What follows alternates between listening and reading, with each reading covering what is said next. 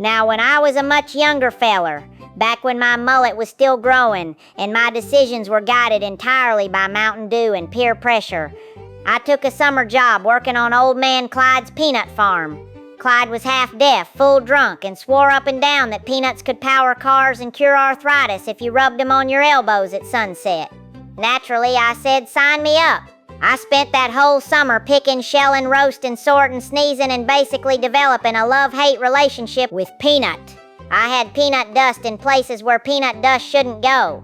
But I learned the trade, and like any red-blooded entrepreneur with too much ambition and not enough sense, I said I'm gonna start my own peanut brand. And so Chitt Nutz was born. That's right, packaged by hand, seasoned with swamp spices, deer jerky dust, and a secret blend I called Trailer Park Zing. Our slogan? These nuts will slap your taste buds like a drunk uncle at a family reunion. I sold them out of the back of my truck at gas stations, demolition derbies, taxidermy expos, and one wedding that ended in 3 arrests and a cousin getting married to herself. Word spread fast. Folks couldn't get enough of my nuts. They'd scream, "Where's Chitt's nuts?" in grocery aisles and throw cash at me like I was a one-man honky-tonk vending machine. I even built a little peanut shack out back with duct tape, plywood, and a refurbished moonshine still I converted into a roaster. Had a label maker, a logo, me winking with a peanut shell in my teeth, and I was in talks with a local barbecue joint to make Chitt Nutz crusted possum ribs. Everything was going great until the elephants showed up. Apparently, some traveling circus got lost on the way to Tuscaloosa and decided to cut through Shittville Swamp to save time. Somewhere between the snake pit and the abandoned Waffle Hut, they picked up the scent of roasted nuts and went full peanut berserker mode. I was out back doing inventory, which was mostly counting peanut piles and sipping RC Cola, when I heard what sounded like a tornado full of harmonicas and snorts. Next thing I know, 5 full-grown swamp-soaked circus elephants charged through the trees like wrinkly gray tanks with snack cravings. They didn't stop. They took out the roaster, the shed, the peanut drying lines, the cooler full of unsold nut samples, my promotional banners, and my backup nut stash. I was hiding in an old barbecue grill. One of them even ate the banner off my truck that said Chitt Nutz, now available in Cajun, garlic, and mesquite bacon scream. And let me tell you, those elephants were strung out. Years of circus life had turned them into straight-up peanut junkies. They were scooping up peanuts with their trunks and snorting them like powdered sugar demons.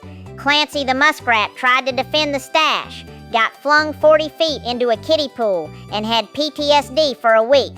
By the time the dust settled, the shack was leveled, the bags were shredded, and the air smelled like roasted sadness. That was the end of Chitt Nutz. The empire collapsed in a single afternoon, crushed under the weight of 4 tons of peanut-fueled pachyderm chaos. I tried to rebuild once, called the new line Chitt's Nutless Trail Mix, but folks didn't respond well to the branding. So I hung up the roaster, slapped a bumper sticker on my truck that said I got trampled by elephants and all I got was this lousy peanut allergy, and moved on. But every now and then, someone will come up to me at the county fair and whisper, "You still got any of those Chitt Nuts?" And I just smile, look off into the distance and say, "No, but I'll never forget the taste of victory or the sound of an elephant destroying a snack shack. Because even when your dreams get stomped, even when your muskrat bodyguard gets yeeted into a bird bath, greatness ain't built on success. It's forged in failure, deep-fried in determination, and seasoned with whatever's in the back of your truck." So nowadays, I don't have a peanut shack. I don't have a logo. I don't even have a muskrat with combat experience. But what I do have is vision and a half-written blueprint for Chitt Nutz 2.0 scribbled on the back of a Waffle House napkin. This time, it's gonna be bigger, better, elephant-proof, and powered by swamp ingenuity and a new slogan, "These nuts ain't for the weak-jawed." I already got new flavors.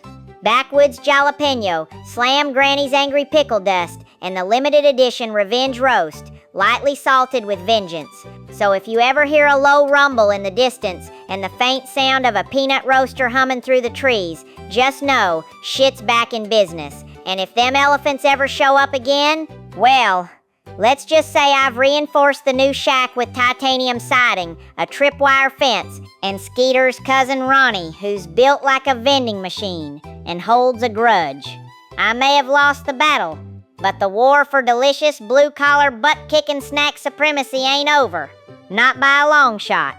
So to all the dreamers out there with crushed ideas, circus-related trauma, and a pocket full of roasted hope, I say, dust off your nuts and keep going.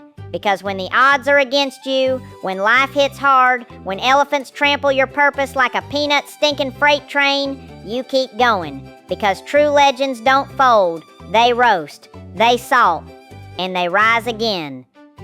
Heifers and hellfire. May your beer always be cold, your cousin's really cute, and your outhouse never tip over in a windstorm. And don't forget to holler at me online at ohshit.com. That's OHCHITT.com. Thank ya.